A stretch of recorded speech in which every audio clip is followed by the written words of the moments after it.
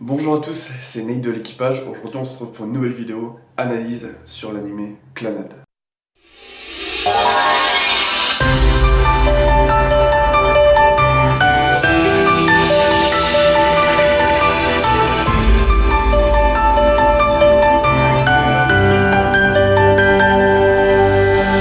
Clannad à la base c'est un visual novel, donc un roman vidéoludique. C'est un jeu vidéo concentré sur la drague et les relations entre des personnages. C'est sorti sur PC en 2004 et ça a connu énormément d'adaptations. L'une d'elles, par exemple, a été en light novel, donc c'est un roman, pas un jeu vidéo cette fois-ci, un roman tout simplement écrit par Jun Maeda qui reprend le jeu vidéo. Donc c'est lui qui écrit l'histoire, ce que vont devenir les personnages, contrairement au jeu vidéo où c'est le joueur finalement qui décide de ce qui va se passer avec le personnage principal. Jun Maeda qui a fait notamment R, Canon et Angel Beats, qui sont des véritables phénomènes au Japon, un peu moins en Europe. Encore qu'Angel Beats a lui aussi percé en Europe. L'anime est sorti entre 2007 et 2009, avec deux saisons bien distinctes, Clannad et Clannad After Story. Les deux saisons font 23 épisodes et 25 épisodes respectueusement. Passons maintenant à l'histoire. De quoi ça parle Clannad?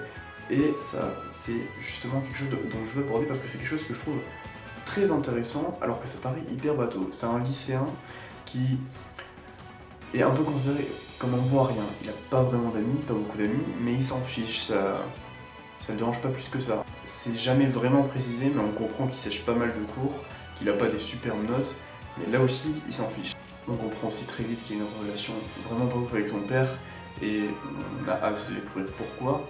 Ce personnage, il est donc assez monotone, assez blasé de sa vie, et il va finir par rencontrer une fille qui s'appelle Nagisa Furukawa, superbe accent japonais. Cette dernière, elle est très timide, mais elle est gentille au fond, et Tomoya, assez simplement, il va vouloir lui venir en aide sans vraiment trop de raison. Il le dit lui-même, j'ai aucune raison à l'aider, mais j'ai tellement rien à faire de ma vie.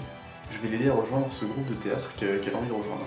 En fait, pour faire le groupe de théâtre, il faut un minimum de membres, sauf qu'elle est toute seule pour l'instant. Lui, il n'est pas spécialement intéressé par le théâtre, du coup, il va l'aider à trouver des gens qui peuvent l'aider pour faire sa pièce de théâtre. À côté de ça, c'est quelque chose qu'on va voir pendant très longtemps pendant l'anime, mais il va faire des rêves étranges. Dans ses rêves, une fille mystérieuse qu'il ne connaît pas en vrai. C'est un fil rouge pendant tout l'anime et c'est important d'observer ces scènes parce qu'en fait tu les vois assez souvent et souvent tu te dis quel intérêt, je comprends pas, mais ça a vraiment une signification très importante. Passons maintenant aux personnages. Alors il y en a vraiment énormément, donc je vais avoir besoin de lire mes notes pour vous le dire. Je vais essayer de les faire de tête quand même. Alors il y a Kyo Fujibayashi, Ryo Fujibayashi, c'est deux sœurs jumelles, donc Nagisa, le personnage féminin dont je vous ai parlé. Il y a Okazaki Tomoya, qui est le personnage masculin au centre de l'histoire. Fuko Ibuki, donc elle, c'est une fille un peu plus jeune. On a Yohei Sunohara, qui est un personnage absolument fantastique, qui est très drôle. C'est le meilleur ami du personnage principal, qui est Tomoya. Et pour finir, nous avons Kotomi Ichinose, une intellectuelle très intelligente, très studieuse, qui a une passion pour le violon, notamment. Et nous avons Tomoya Sakagami, qui ressemble vachement à Tomoya, le personnage principal. Et c'est marrant parce que c'est sûrement fait exprès, hein, évidemment, vu qu'ils ont des prénoms très proches, et ce personnage est justement très charismatique et considérée comme une délinquante, et notamment elle va se battre à de multiples reprises dans l'anime. Donc tous ces personnages, on peut se dire, mais il y en a tellement de personnages féminins, est-ce qu'ils sont tous utiles? Alors il y a beaucoup de personnages qui sont très attachants. J'en enlève cependant deux. Il y a Fuko Ibuki, qui peut énerver beaucoup de gens. Moi j'ai pas eu ce problème, mais franchement je comprends certaines personnes, parce que c'est un personnage un peu mignon, très niais, donc je comprends que les gens les ras-le-bol. Et il y a Ryo Fujibayashi, un personnage qui est très peu exploité et qui est pas du tout attachant, donc ce personnage on peut l'oublier. Kyo Fujibayashi, quant à elle, est beaucoup plus intéressante, avec beaucoup plus de caractère, et ces personnages dont je vous citais précédemment sont vraiment très intéressants. Et d'ailleurs, c'est ceux qui sont le plus mis en valeur dans l'anime. Maintenant, je vais vous parler des reproches qui ont été faits à l'anime. Donc, la saison 1 de Clannad a 6,7 de moyenne, avec 2000 notes sur Sens Critique. 6,7 de moyenne pour un anime, c'est pas c'est pas mauvais sur Sens Critique, mais c'est pas incroyable. Et j'appuie dessus parce que Clannad After Story, donc la saison 2, est notée à 7,9. Et avec 2000 notes aussi, donc la comparaison se fait totalement. Et c'est pas un hasard. La saison 1, en fait, le rythme au début est assez lent, il y a pas mal d'histoires qui s'entremêlent et qui... T'as l'impression qu'ils ne font pas avancer les choses, mais la saison 1 peut paraître vraiment dure. Et moi je me souviens que j'avais commencé l'animé et à un moment donné j'avais arrêté parce que c'était vraiment... Enfin j'en pouvais plus à un moment donné, c'était genre 2-3 épisodes que c'était très lent, il se passait pas grand chose, donc j'ai arrêté. Et finalement je l'ai repris beaucoup plus tard et là j'ai pu enchaîner et ça allait beaucoup mieux.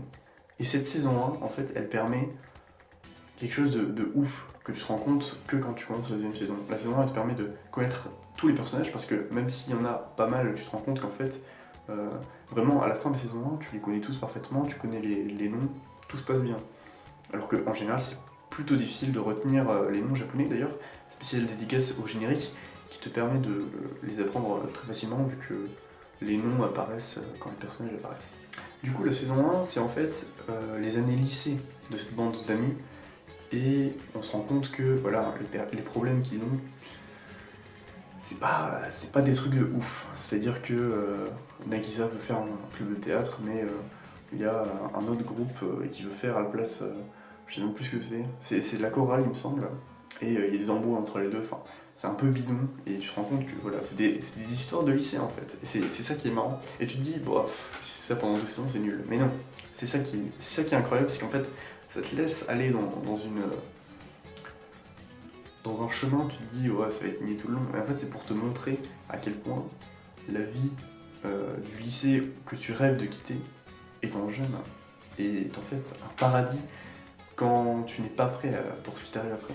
La saison 2 est beaucoup plus mature et aborde des sujets beaucoup plus intéressants. On a la perte d'un proche, la relation avec les parents, parce que on sait notamment que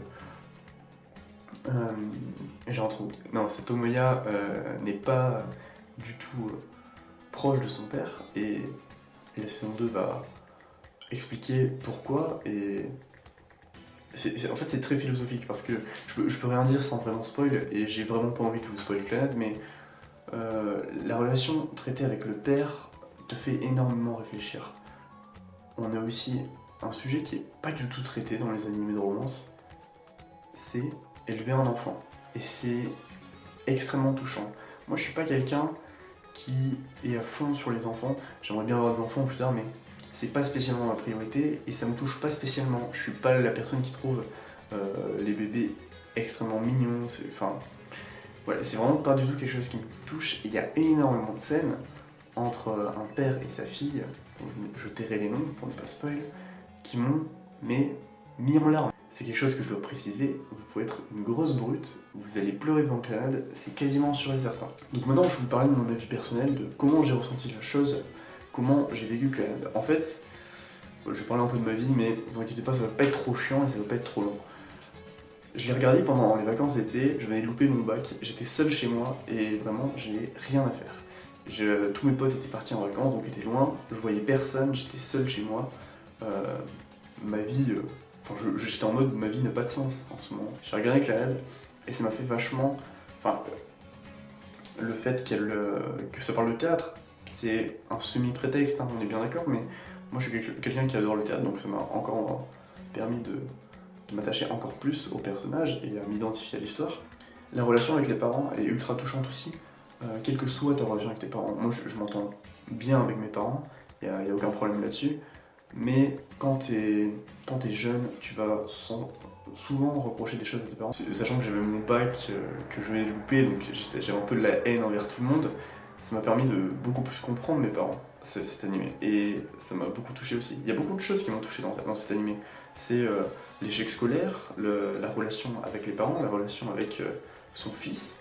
Enfin, ça je ne le connais pas, mais c'est quelque chose qui m'a touché alors que je connais absolument pas, donc c'est dingue quand même. Pour moi, c'est sans aucun doute un des meilleurs animés de romance et moi dans mon cœur c'est mon animé préféré. Je dis pas que c'est le meilleur animé de tous les temps, il a pas mal de défauts, je pense par exemple à son chara design qui est très particulier. Alors moi je l'aime bien, ça me dérange pas, mais Je comprends totalement que le fait que les personnages ont de très grands yeux, ça rebute. Je comprends très bien que le fait que la saison 1 soit vraiment très niaise, par certains moments, ça rebute des gens. Je comprends tout à fait. Il faut essayer de faire l'effort de regarder en entier parce que je vous promets que vous ne le regretterez pas à la fin. C'était Nate sur l'équipage.